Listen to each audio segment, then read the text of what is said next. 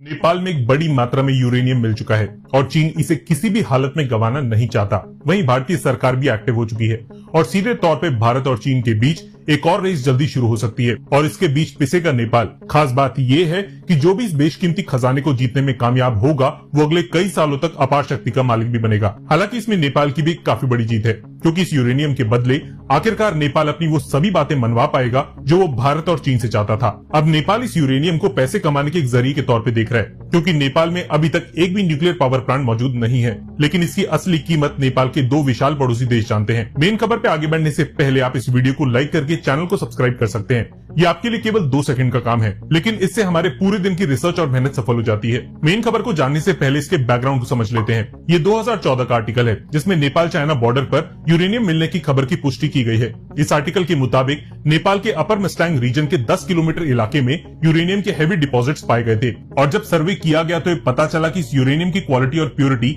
Asia में मिलने वाले यूरेनियम से काफी ज्यादा बेहतर है। ज्यादा प्योर यूरेनियम मतलब कम मेहनत और कम खर्च में ज्यादा फ्यूल का एक्सट्रैक्शन। वैसे पहली बार नहीं है जब नेपाल को कहीं पे यूरेनियम के बड़े भंडार मिले हैं। कुल 25 जगहों पे नेपाल में यूरेनियम के भंडार खोजे जा चुके हैं, लेकिन इनमें से केवल 3 ही ऐसे रिजर्व्स हैं जहां बड़ी मात्रा में यूरेनियम मौजूद है और जहां पर यूरेनियम की माइनिंग फीजिबल है।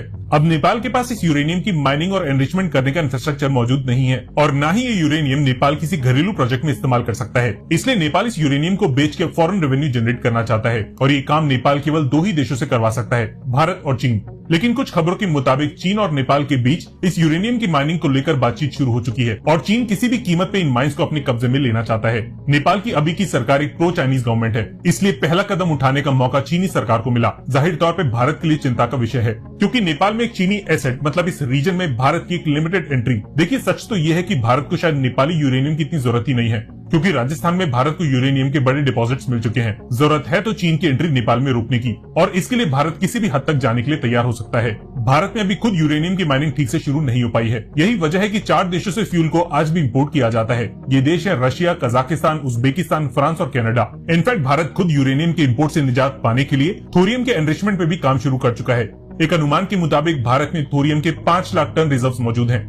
लेकिन दुख की बात यह है कि अभी तक हम इस फ्यूल का इस्तेमाल नहीं कर सकते। ये 2022 का आर्टिकल है जिसमें बताया गया है कि Indira Gandhi centre for atomic research में थोरियम बेस्ड फ्यूल पैलेट्स को फैब्रिकेट करने का तरीका ढूंढा जा चुका है। इन थोरियम पैलेट्स के इस्तेमाल से यूरेनियम 233 एक्सट्रैक्ट किया जाता है, जिसका इस्तेमाल फिर न्यूक्लियर पावर प्लांट्स में होता है। अब ये आर्टिकल देखिए जो इसी जून 2023 में पब्लिश हुआ था। दुनिया के पहले थोरियम न्यूक्लियर रिएक्टर को कमर्शियल अप्रूवल मिल चुका है। वहीं भारत का पहला रिएक्टर कब तक ऑपरेशनल हो पाएगा इसके बारे में कोई भी इंफॉर्मेशन अवेलेबल नहीं है। आपको एक कमाल की बात बताते हैं, नेपाल में यूरेनियम की माइनिंग का अभी तक कोई भी रूल नहीं बना है, इसलिए जो भी देश इस माइन को जीतने में सफल होगा उस देश के रूल्स नेपाल में लागू भी होंगे। और इसका मतलब है इस रीजन में बेरोक टोक मनमानी, जो भारत हरगिज नहीं चाहेगा। अभी तक ऐसी कोई भी इंफॉर्मेशन सामने नहीं आई है कि भारत की तरफ से इन माइंस को लेकर क्या एक्शन प्रोसेस शुरू हो चुका है, पर यकीनन भारत चुप नहीं बैठने वाला।